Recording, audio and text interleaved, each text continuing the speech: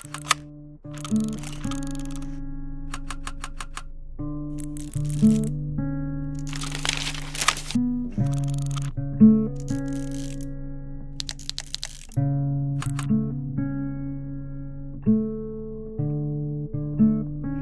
araw po sa inyong lahat. Ako po si Tita Lucy Solita at ako po ay naglilingkod sa Hearts of Jesus and Mary Prayer Community under Our Lady of Peace Prayer Group.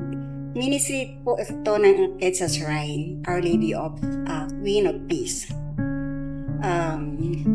Sa una pa lang po ay gusto ko pong makamit ang inyong presensya at sa pamamagitan ng ating panalangin sa Panginoon ay bigyan tayo ng liwanag sa ating pagninilay sa araw na ito.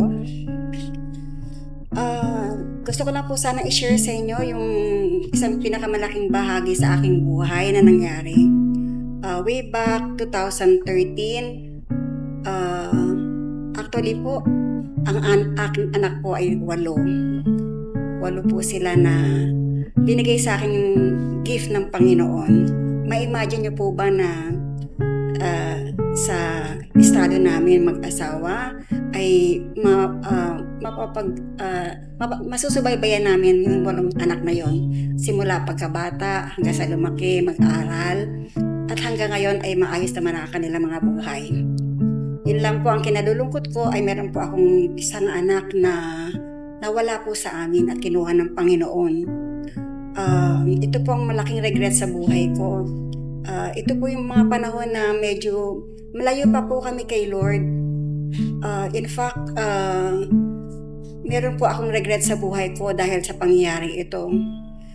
Bilang ina, siguro naman po ay hindi lang po tungkulin natin na pangalagaan ng ating mga anak, kundi protektahan din sila, gabayan, at patuloy na mahalin hanggang sa ating kamatayan. Ito pong anak kong ito ay nawalay sa amin dahil napunta po siya sa mga barkadang hindi maganda. Yun pong ordinaryong story ng pamilya na may naliligaw na landas na isang anak. Nabarkada po siya hanggang sa nagkaroon ng bisyo. Hindi po siya sumama sa aming bahay sa Malabon nung kami lumipat. From Makati po kami for 20 years. Hindi po niya iniwan yun doon kasi may mga barkada po siya. From there, nagsarili siya ng buhay, na-involve sa kung ano-anong mga masasamang gawain dahil nga po sa kawalan ng pagsubaybay ng magulang. Na yun po ang malaking regret ko sa buhay ko. Nabaril po ang anak ko. Nabaril po siya ng mga barkadang hindi niya kilala, mga barkadang pasaway din sa kalye at sa kalsada, mga barkadang katulad din niya na walang gumagabay na magulang. Kung ako lang nga po pagpipilian na maibalik yung mga panahon na yon, siguro po ay hindi ko na naisin na mangyari sa anak ko yon. Wala pong magulang na gusto mangyari sa anak yon. Kaya lang siguro po yun ang destiny niya. Nabaril po ang anak ko dahil sa barkada. At wala po kami nagawa dahil malayo po kami sa kanya. Pero maniniwala po ba kayo na alam ko mahal ako ng anak ko kasi noong panahon na siya ay nabaril, narinig ko pa siyang tumawag sa akin ng mama. 3 beses po yun madaling araw. Nung panahon po na yun, medyo magulo po ang aming pamilya. Kasi nga po, siguro malayo pa kami sa Panginoon.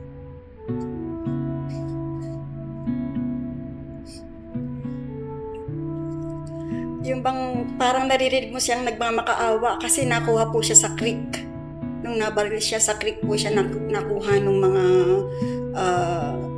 kumuha ng kanyang bangkay. Binalita na lang po sa akin na nasa punerarya po siya. So pinuntahan po namin. Nakita ko po ang anak ko na hindi man lang nakangiti. Parang yung mukha niya nung nakahimlay siya. Parang gusto niyang gumanti. Yung alam mong may galit sa puso niya dahil hindi pa siya ready. Hindi pa siya handa para maging ganun. damang-dama ko yun bilang magulang. Sa panig naman po ng pamilya namin ay hindi na kami naghabol o hindi na kami nagpaka humanap ng paraan na kung gumanti man o maghanap ng solusyon na ikakasama palalo ng mga pangyayari. Bagkus ay itinaas po namin yan sa Panginoon.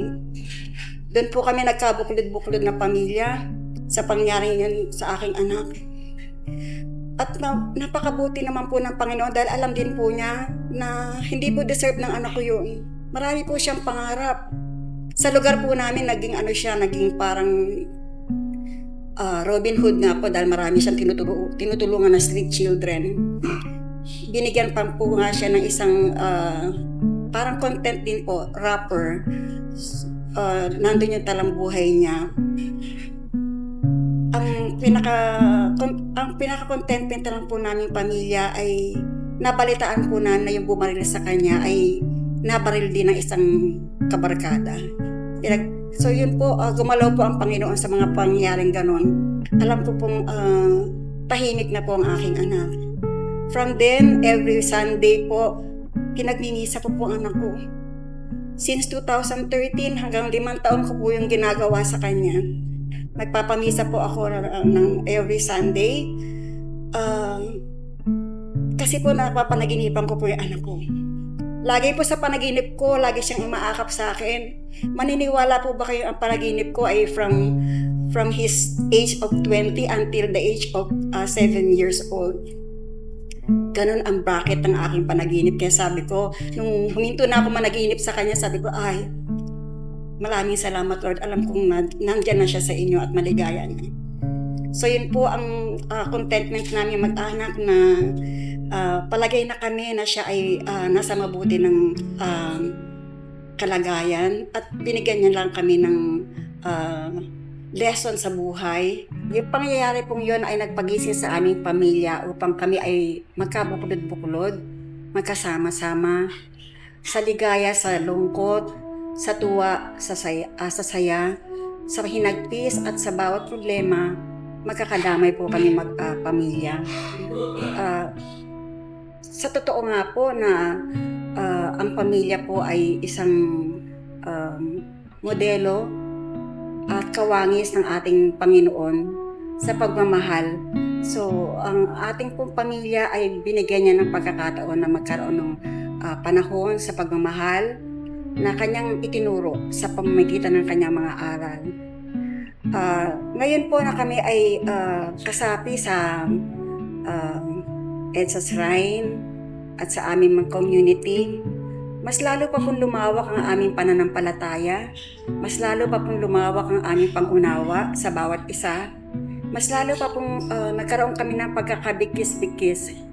At yung aming pong kapaligiran na dati po ay hindi namin maunawaan, nagre-react ka pag medyo hindi maganda ang napakinggan mo, ay maluwag po sa puso namin natatanggap ang lahat at nagkakaroon kami ng rason sa mga bawat pangyari ito na alam namin na ang Panginoon ang may dulot. Marami pong salamat muli sa binigay niyo sa akin pagkakataon na ma-share ko ang aking karanasan sa buhay.